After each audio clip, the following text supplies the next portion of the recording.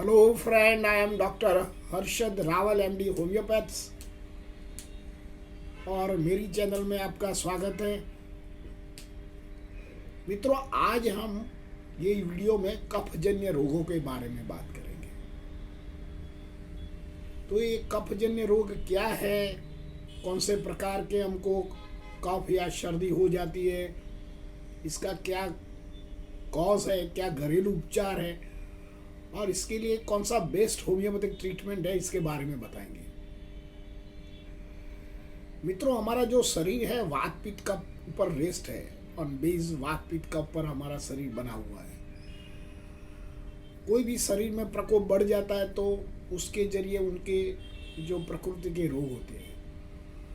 तो जिन लोगों को कफ प्रकृति होता है, पर्टिकुलरली ये मानसून और चेंज ऑफ वेदर या रेनी सीजन में जब सनलाइट कम होता है तब वातावरण में वायरस बैक्टीरिया ज़्यादा होता है। हम ज़्यादातर एसी का प्रयोग करते हैं या हम ऐसा जो लॉन्ग टर्म पैक्टीन वाला या ठंडा पदार्थ खा लेते हैं, तो इसके जरिए हमको सर्दी जुखाम कफ का शिकार बन जाते हैं और बार बार बन जाते हैं। यही प्रॉब्लम 3 महीने के बच्चों से लेके 80 ईयर्स के या 90 ईयर्स उम्र में लोगों को ये कफ प्रकृति या कफजन्य रोग होने की संभावना रहती है। तो ये जो कफ प्रकृति है, ये लोगों को यही सीजन में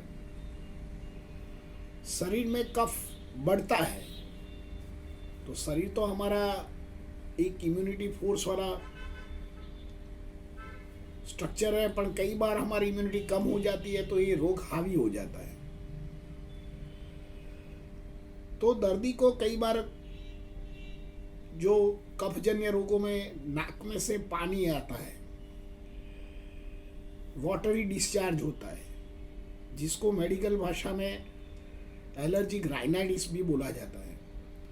और दर्दी को continuous dripping of watery discharge रहता है, बार बार नाक साफ करने की इच्छा रहती है, अंदर बोरिंग रहता है, कई बार नाक रेड हो जाता है। इसके साथ दर्दी को छींके भी आती है, दर्दी को लो ग्रेड फीवर भी आ जाता है, दर्दी को आँखों में जलन आ जाती है, आँख में भी खुजली आने की संभावना रहती है। कई बार तो दर्दी को इतनी इचिंग आता है कि आँख जब तक रेड न हो जाए या आँख में छाले न पड़ जाए तब तक नाक और आँख में उसको इरिटेशन रहता है।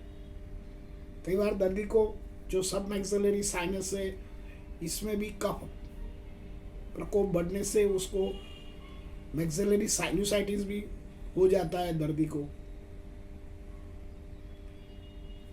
को ड्राई कॉफ रहता है। इसके जरिए उनको जो गले में इन्फेक्शन हो जाता है, तो पर्टिकुलरली फेरेंजाइटिस हो जाता है दर्दी को। इसमें टॉन्सिल्स हो जाता है, एडिनॉइड्स हो जाता है।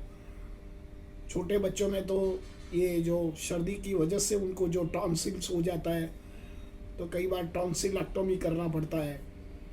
पर ऐसे पेरेंट को होम्योपैथिक अपनाना चाहिए, क्योंकि होम्योपैथिक दवा से जो बिना ऑपरेशन है टॉन्सिल मिट जाता है। ऐसे ज़्यादातर जिन लोगों को नाक की सर्दी रहता है तो उन लोगों को नेजल पॉलिप्स या डेविड सेप्टम रहने की भी संभावना रहती है। कई बार नाक में भी इरिटेशन दर्दी को आता है, कई बार नाक सूख जाता है या नाक ब्लॉक भी हो जाता है। ऐसे तरह जो ये हमारा अपर चैम्बर है, हमने बताया कि जिन लोगों को एडिनोइड है या टॉन्सिलाइटिस है, उधर भी इन्फेक्शन हो जाता है। क्योंकि जब भी वातावरण ठंडा होता है, सनलाइट कम होता है, तो वातावरण में बैक्टीरिया एंड वायरस ज़्यादा होता है और जिन लोगों को इम्यूनिटी कम होती है उन लोगों को ऐसे वायरस रोगों का संक्रमण हो जाता है। तो सबसे पहले हमारा जो रेस्पिरेटरी ट्रैक का जो हमारा उसका मार्ग है, इसके पर ये रोग अटैक करता है। तो आपकी इम्यूनिटी अच्छा होता है तो ये उधर तक अटका रहता है। कई बार दर्दी को लीट आता है, वाइट डिस्चार्ज आता है, कई बार ग्रीनिश डिस्चार्ज आता है, कई बार बहुत फैली और फाउल स्मेलिंग भी नाक में लगता है। जब दर्दी सो जाता है तो नाक उसको सिकुड़ जाता है, बंद हो जाता है। ऐसे गले में भी दर्दी को इरिटेशन होता है, फीवर आ जाता है, बॉडी हो जाता है, बच्चे लोग खा नहीं पाते। तो ये फेरेंजाइटिस हो जाता है। और बाद में जो सर्दी नीचे उतरता है दर्दी को, तो उसको लैरेंजाइटिस हो जाता है। तो स्वर पेटी में सूजन आ जाता है, बोलने में दिक्कत आती है, उसको लगता है कि कफ यहाँ कुछ बंधा हुआ है और सूख जाता है कफ। क्योंकि हम भी जब भी सर्दी का शिकार हो जाता है तो we take the lot of antibiotics and painkiller और जो भी उनके प्रकार की एंटीहिस्टामिनिक दवा लेते हैं, तो टेम्परेरी तो ठीक हो जाता है। पर कई बार ये सूखा हुआ कफ दर्दी को 10 से 15 दिन के बाद लाइफ लॉन्ग रहता है। कई बार क्रॉनिक सर्दी रहता है, क्रॉनिक साइनोसाइटिस रहता है। और ये क्रॉनिक साइनोसाइटिस से जो कफ है हमारा फेफड़े में उतरता है। तो फेफड़े में तो पर्टिकुलरली प्राणवायु रहने की जगह है, पर जो कफजन्य रोग से कफ जो ज़्यादा फेफड़े में हो जाता है तो प्राणवायु कम हो जाता है। तो शरीर को प्राणवायु लेने में दिक्कत होती है, तो दर्दी को अस्थमा हो जाता है। अस्थमा होने का कारण ये कि सर्दी ही है। तो सर्दी की आप जरूर दवा कराना चाहिए, सर्दी को दबाना नहीं चाहिए। और सर्दी के लिए ऐसा बोला जाता है कि भाई सर्दी की दवा करो तो लंबे टाइम मिटता है, पर सर्दी की दवा नहीं करो तो 72 आवर्स में मिट जाता है। पर who are the strong immunity उन लोगों के लिए है। पर अभी देखो बच्चे यार, बड़े लोगों में इतनी इम्यूनिटी फोर्स नहीं है, क्योंकि हमारा लाइफस्टाइल ऐसा हो गया है, हमारा फूड ऐसा हो गया है, हमारा एनवायरनमेंट में भी पॉल्यूशंस है, हम जो भी खुराक खाते हैं इसमें एडल्ट्रेशन ज़्यादा होता है। ये सब फैक्टर ये हमारे सर्दी की वजह से को प्रोत्साहन देता है, तो हमारा शरीर कफजन्य रोगों में कन्वर्ट हो जाता है। कई बार ऐसे रोग होते हैं, सपोज आपको किडनी के रोग हो, या आपको ट्यूबरकुलोसिस हो, या आपको MND हो, या आपको कोई न्यूरोलॉजिकल डिसऑर्डर हो, उन लोगों को भी कायमी सर्दी रहने की संभावना रहती है। कई बार पेट की भी सर्दी रहता है। आपको लगता है पेट के कैसे सर्दी रहता है, क्योंकि कई बार जिन लोगों को गैस्ट्रिक रिफ्लैक्ट होता है तो कई बार उसको बोलने में भी दिक्कत आती है, दर्दी को डिफ़िकल्टी टू टॉक, तो ये कफ उसको सूख जाता है और दर्दी को लगता है कि थोड़ा भी कफ निकले तो उनके लिए अच्छा है। और कई बार तो खांसी निकले तो दर्दी को अच्छा लगे, ज़्यादा उसको इरिटेशंस करना पड़ता है। कई बार वाइट कफ निकलता है, कई बार ग्रीनिश कफ निकलता है, कई बार बहुत ही कफ प्रोड्यूस होता है। तो इसमें homeopathic is a master drugs. इससे पहले मैं आपको सलाह देता हूँ, जो लोग कफजन्य रोग से पीड़ित व्यक्ति है उन लोगों को फिजिकली थोड़ा एक्सरसाइज बढ़ाना चाहिए। यंग हो तो आप एक्सरसाइज करो, वॉक करो, या दौड़ने की प्रक्रिया करो, ट्रेडमिल करो, योगा करो, या आप मेडिटेशन कीजिए, हेल्दी खाना खाइए और स्ट्रेस से दूर रहिए, या आपको जो भी नींद है प्रॉपर नींद लाइए, ये और हेल्दी फूड खाइए। कई बार हम रात को लेट नाइट खाते हैं, एसी में सो जाते हैं और एसी भी चिल्ड होता है, और इसके जरिए धीरे धीरे हमारा शरीर वीक पड़ जाता है और हमारा रोग हमारे पर हावी हो जाता है।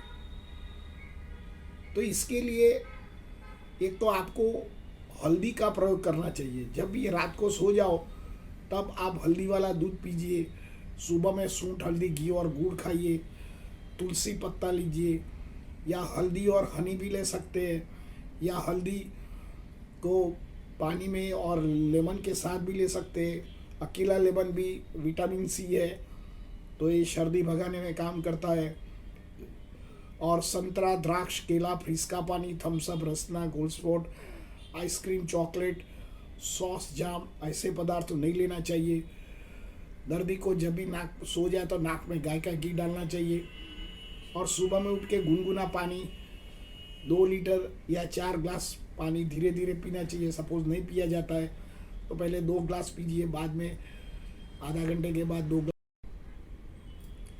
कई बार दर्दी शुगर या कोई मिठाई खा लेता है या बर्फ़ी खा लेता है तो भी उनको सर्दी का संक्रमण रहता है। कई बार चीज़ खाने से के बाद भी होता है, कई बार दही छाछ खाते तो भी दर्दी को उसको कफ जन्य या सर्दी जुकाम रहने की संभावना रहती है। मित्रों, होम्योपैथिक में इसके लिए बहुत मास्टर ड्रग्स है। इससे पहले मैं आपको बताऊं कि आप प्राणायाम कीजिए, योगा कीजिए, तो सबसे पहले सर्दी भाग जाती है। तो आप जो कुछ एक्सरसाइज नहीं कर सकते तो आप योगा कीजिए, प्राणायाम कीजिए और हेल्दी खाना खाइए। शॉर्ट आप ऐसे रोगों में निकल सकते हैं। मित्रों, इस पद्धति में सबसे पहले जो लोगों को नाक में से पानी निकलता है और इतना पानी निकलता है कि जाने टैपिंग ऑफ वाटर, इरिटेशन रहता है, आंखों में जलन रहता है, थकान हो जाती है, लो ग्रेड फीवर आता है, दर्दी को नाक में ड्राई एंड वाटरी डिस्चार्ज रहता है, सांस लेने में दिक्कत आती है, नाक में उसको मसे हो जाते हैं, छींके चलता है, रात को सो जाता है तो नाक ब्लॉक हो जाता है। तो ऐसे में होम्योपैथिक में एलियम सेपा नाम की होम्योपैथिक दवा लेना चाहिए। 30 पोटेंसी का आपको उपयोग करना चाहिए। साथ में एक इंटरकरंट नोजोड है जिसको ट्यूबरक्युलिनम बोलते हैं, 1 mg ट्यूबरक्युलिनम का आपको उपयोग करना चाहिए। ये कई हफ्ते में एक ही डोज लेना चाहिए। जिन लोगों को फैमिली हिस्ट्री में अस्थमा हो या ट्यूबरक्लोसिस हो या उनको खुद को टीबी हुआ हो और दर्दी को बार बार जो उनको कब्जन्य रोग रहता है तो उनको एक ट्यूबरक्युलिनम 1 mg या जो बच्चे होते हैं तो ट्यूबरक्युलिनम 200 पोटेंसी का एक डोज जरूर लेना चाहिए।